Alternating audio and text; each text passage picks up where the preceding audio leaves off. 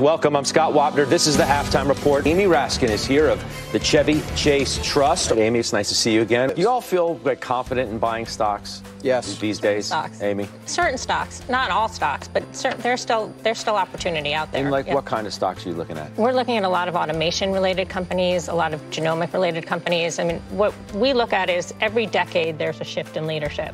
In 1980, 6 of the top 10 companies were energy. 1990, 8 of the 10 were Japanese. In 2000, obviously, tech telecom. In 2010, we were back into the commodity super cycle. Now everybody's wrapped up in FANG. I don't think that they're going to be the leaders for the next decade, but there will be leaders in the next decade. If you're going to lift above 2% for a 10-year, then you're going to see a lot of the growth names are going to continue to struggle. If you fall back again in a 10-year with much lower yields, well, don't forget about those growth names because they're going to be back. It's like you got Apple opening its new store in New York today. We have video of Tim Cook there, the crowd there.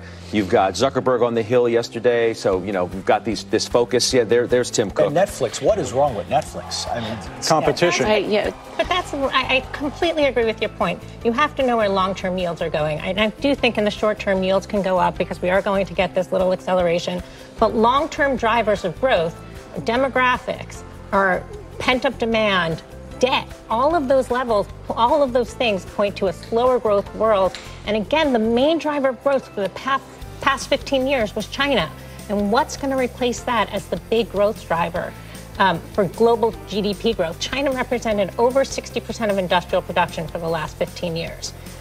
They've added $10 trillion to the global economy, the same point when we added $6 trillion.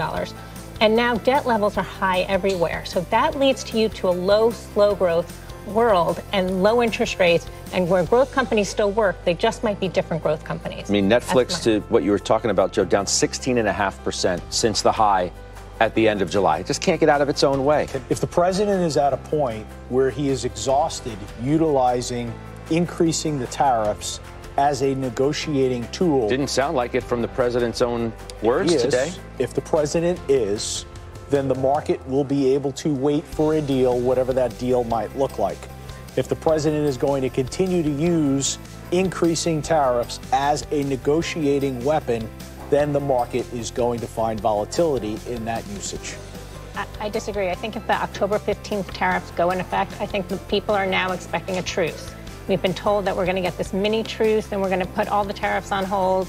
If the October 15th tariffs go into place and the December 15th tariffs go into place, this market's going down.